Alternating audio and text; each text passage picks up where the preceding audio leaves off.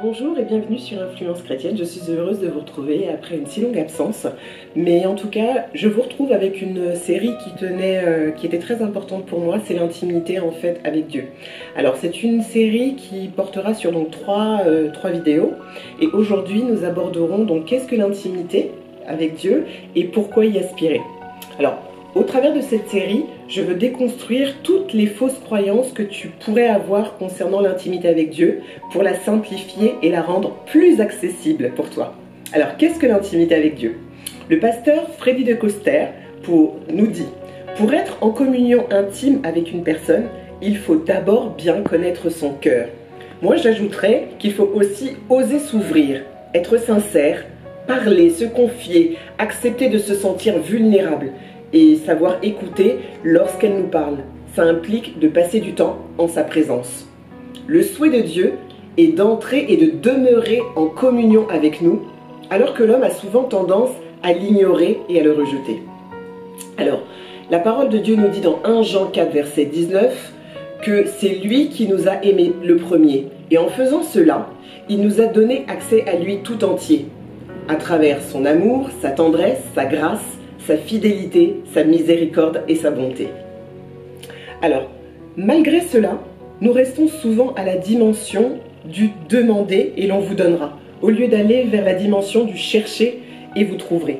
Alors, dans Matthieu 7, au verset 7 à 8, on nous dit « Demandez et l'on vous donnera, cherchez et vous trouverez, frappez et l'on vous ouvrira, car quiconque demande reçoit, celui qui cherche trouve et l'on ouvre à celui qui frappe. » En fait, ce verset si connu nous parle également de trois dimensions de notre relation avec Dieu. On a le demander qui est le premier niveau de relation. En fait, c'est la dimension lorsqu'on est nouveau-né, on est bébé spirituel. À ce moment-là, Dieu nous donne à peu près tout ce dont nous avons besoin, sans effort. Ok ? Mais il attend que nous passions en fait à la deuxième dimension qui est le chercher. Et ce chercher-là, c'est l'entrée dans une intimité avec lui. Et c'est là qu'on commence à le découvrir. Et à cette étape-là, on est enfant de Dieu. Mais le but de Dieu, c'est qu'on aille à cette troisième dimension. C'est le frapper. C'est là qu'on expérimente la communion avec lui.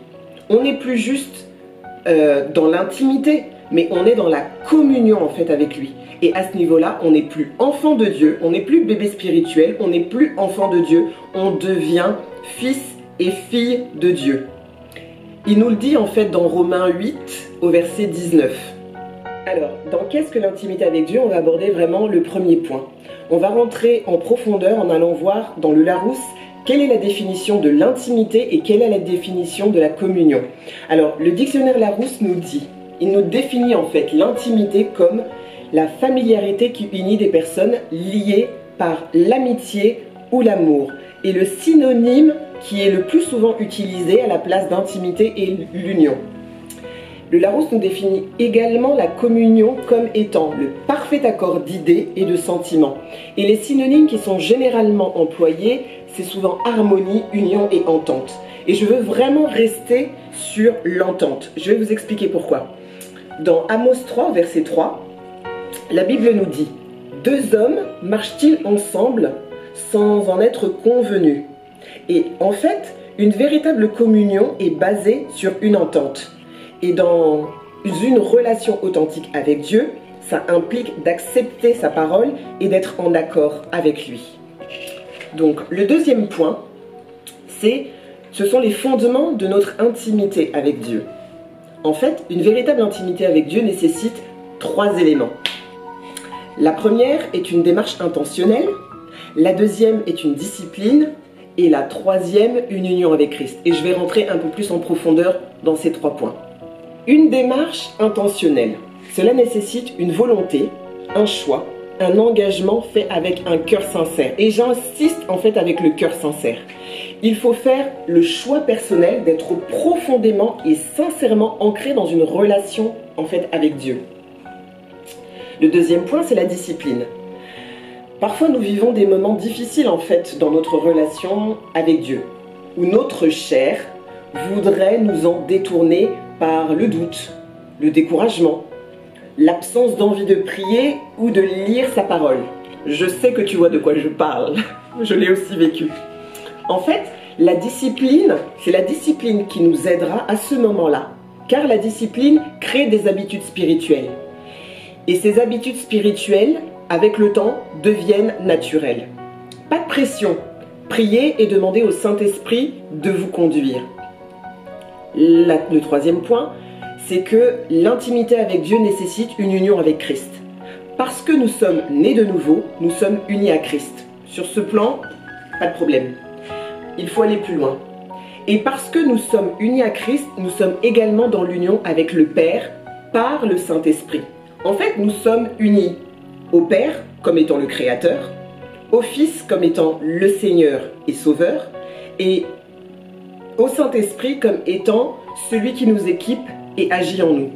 Alors la parole nous dit dans 1 Jean 4 au verset 15, « Celui qui confessera que Jésus est le Fils de Dieu, Dieu demeure en lui, et lui en Dieu. » Et 1 Corinthiens 3 verset 16 nous dit « Ne savez-vous pas que vous êtes le temple de Dieu et que l'Esprit de Dieu habite en vous ?»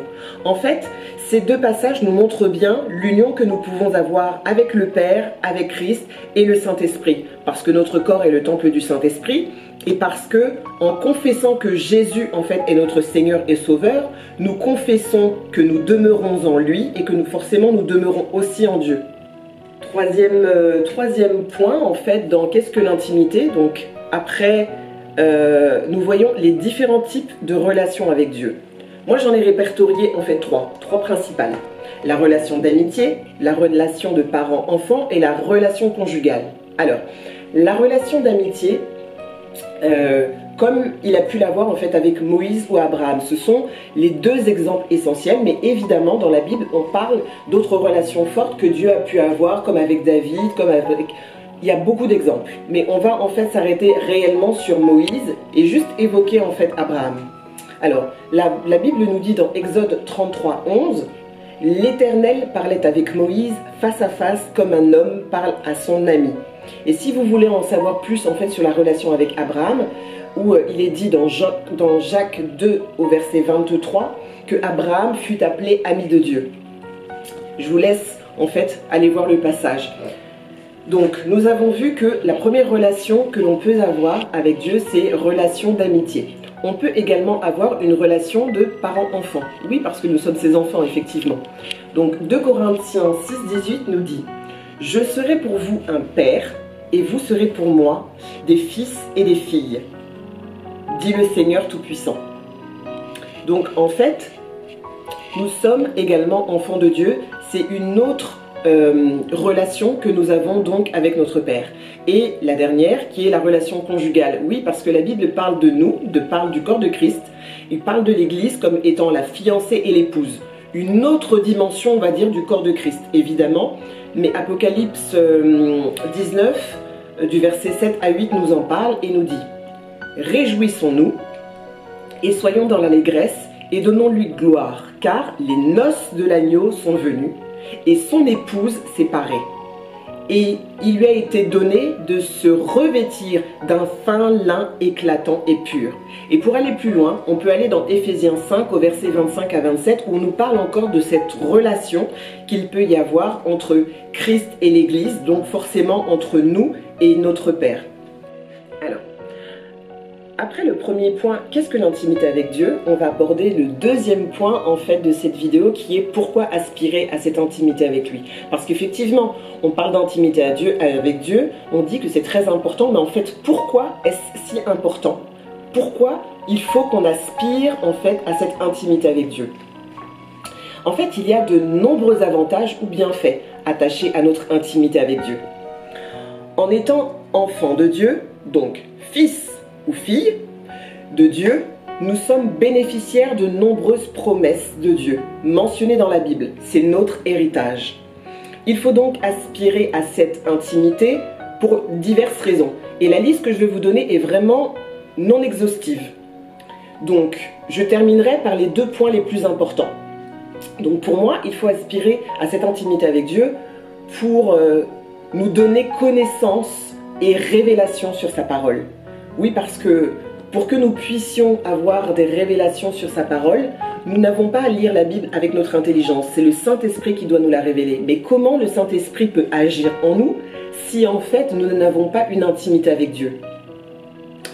Le deuxième point, c'est que nous devons aspirer à cette intimité pour qu'il puisse nous révéler des choses cachées, notamment sur notre vie et notre destinée, pour nous équiper de dons, de talents, de force et de puissance au travers du Saint-Esprit, pour nous donner sagesse, discernement et intelligence, toujours par l'action du Saint-Esprit en nous, pour nous rendre inébranlables quelles que soient les situations de la vie, en nous remplissant de paix et d'assurance, pour développer en fait le fruit de l'Esprit et le caractère de Christ en nous, et ainsi marcher dans la sanctification, parce que pour marcher dans la sanctification, ce n'est pas le fruit de nos forces. En fait, c'est toujours le Saint-Esprit qui agit en nous. Et les deux derniers points qui sont pour moi réellement essentiels, non pas que les points précédents ne le soient pas, mais en fait, il est important en fait pour moi de comprendre que ces deux derniers points sont essentiels.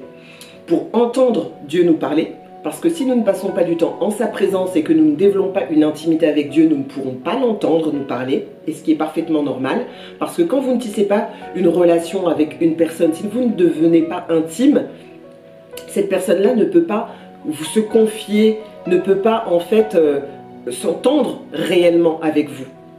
Et le dernier point, c'est pour qu'il vienne nous remplir et combler les vides en nous. Et ça, pour moi, c'est réellement quelque chose d'essentiel. On le voit, cette notion de nous remplir pour combler le vide, en fait, on le voit en Jean chapitre 4. C'est le chapitre de Jésus et la femme samaritaine. Il insiste vraiment sur le fait que Jésus est là pour nous remplir, d'accord? Que nous avons un vide que lui seul en fait peut remplir. Donc je ne vais aller qu'au verset 14. Vous pourrez en fait lire complètement le chapitre 4. Donc moi je vais juste vous parler de Jean 4 au verset 14. En fait c'est Jésus qui parle à la femme samaritaine et lui dit: mais celui qui boira de l'eau que je lui donnerai n'aura jamais soif. Et l'eau que je lui donnerai deviendra en lui une source d'eau qui jaillira jusque dans la vie éternelle. Waouh!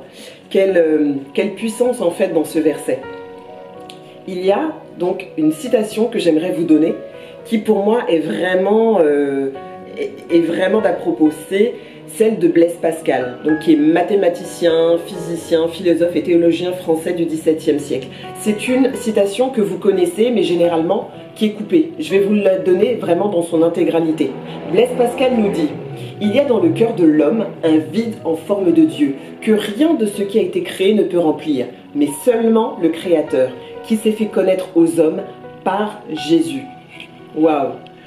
Pour conclure, ma pensée est la suivante. Tout ce que nous avons besoin d'être, de faire et d'avoir en ce monde, nous le pouvons au nom de Jésus-Christ par la puissance du Saint-Esprit. En fait, si nous avons cette communion avec Dieu, nous avons absolument tout ce dont nous avons besoin. En fait, Dieu recherche des hommes et des femmes consacrés, désireux de vivre avec lui une relation intime. Cette communion justement pour pouvoir nous parler, pour pouvoir nous remplir et vivre vraiment une relation puissante, et pour que nous puissions aller dans notre destinée, pour que nous puissions accomplir les plans qu'il a prévus en fait pour nous. Alors nous verrons donc dans la prochaine vidéo, donc la semaine prochaine, nous verrons comment cultiver notre intimité avec Dieu, d'accord, au travers de 5 habitudes spirituelles, et nous verrons également les obstacles en fait à l'intimité de Dieu. Et la semaine d'après, je vous dis tout de suite, nous verrons en fait quelles sont les conséquences de l'absence en fait d'intimité avec Dieu, et on fera un état des lieux avec des petites questions pratiques en fait pour vous amener en fait à développer vous personnellement cette communion en fait avec Dieu. Vous l'aurez bien compris. Il y a l'intimité avec Dieu et il y a la communion avec Dieu. Et moi en fait, la communion, c'est vraiment, on va dire, l'étape, la dimension par excellence la plus puissante. C'est la communion que nous devons viser. Donc j'aimerais bien prier avec vous pour pouvoir remettre ce point-là entre les mains de Dieu. Seigneur, merci en fait pour ce temps que tu nous as donné de partager en fait dans ta présence, que le Saint-Esprit nous a remplis Nous voulons, Seigneur, que toutes les personnes qui ont suivi cette vidéo, que toutes les personnes en fait qui sont en recherche d'une intimité avec toi, puissent avoir les clés en fait au travers de cette série que tu m'as donné en fait de leur transmettre. Merci Seigneur en fait pour ton amour, merci en fait Seigneur pour les bienfaits en fait que tu nous accordes au travers de ta parole, au travers du don du Saint-Esprit que tu nous as donné pour que nous ne soyons jamais seuls et que par nos propres capacités, comme nous ne pouvons pas, que le Saint-Esprit puisse nous remplir et puisse faire toutes ces choses à travers nous. Nous voulons, Seigneur, que si nous avions du mal hier à tisser une intimité avec toi, qu'à la fin de cette série, nous puissions vraiment comprendre et expérimenter la puissance de la communion avec toi dans notre quotidien. Pour que, au travers de notre prière, au travers de tout ce que tu nous donnes comme outil et comme moyen d'être proche de toi, nous puissions pleinement te manifester. Voilà. Donc j'espère que cette vidéo vous a plu. Alors n'hésitez pas à vous abonner et à liker, commenter. Et puis je vous dis donc à la semaine prochaine pour la partie 2 de la série sur l'intimité avec Dieu. Soyez bénis.